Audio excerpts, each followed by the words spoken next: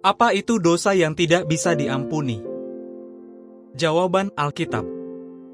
Dosa yang tidak bisa diampuni adalah dosa yang dilakukan dengan sikap yang membuat seseorang tidak akan bisa diampuni Allah.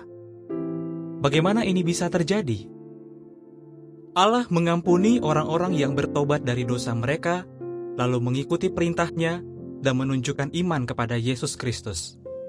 Tapi, seseorang bisa sangat kecanduan dengan dosa yang dia lakukan sampai-sampai dia tidak mau mengubah sikap atau tingkah lakunya.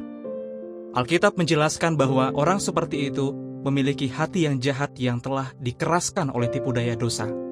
Ibrani 3 ayat 13. Seperti tanah liat yang sudah dibakar tidak bisa diubah lagi bentuknya, hati orang itu sudah mengeras dan akan terus melawan Allah. Tidak akan ada lagi dasar untuk mengampuni orang seperti itu. Dia telah melakukan dosa yang tidak bisa diampuni. Beberapa pemimpin agama Yahudi di zaman Yesus telah melakukan dosa yang tidak bisa diampuni. Mereka tahu bahwa mujizat Yesus terjadi karena Roh Kudus Allah, tapi mereka sengaja mengatakan bahwa itu berasal dari setan si iblis. Contoh dosa-dosa yang bisa diampuni: menghina Allah dan ajarannya karena kurang pengetahuan. Rasul Paulus dulunya adalah orang yang suka menghina, tapi dia kemudian berkata, "Aku mendapat belas kasihan, karena aku kurang pengetahuan dan bertindak dengan ketiadaan iman." 1 Timotius 1 ayat 13. Perzinaan. Alkitab menyebutkan ada yang pernah melakukan perzinaan, tapi kemudian mengubah sikap mereka dan diampuni oleh Allah. Apakah saya melakukan dosa yang tidak bisa diampuni? Jika Anda benar-benar membenci kesalahan yang Anda lakukan dan benar-benar ingin berubah, itu berarti Anda belum melakukan dosa yang tidak bisa diampuni.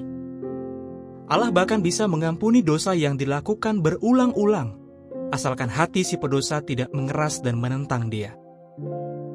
Beberapa orang merasa telah melakukan dosa yang tidak bisa diampuni karena mereka terus-menerus merasa bersalah. Tapi, Alkitab mengajarkan bahwa kita tidak selalu bisa mempercayai perasaan kita.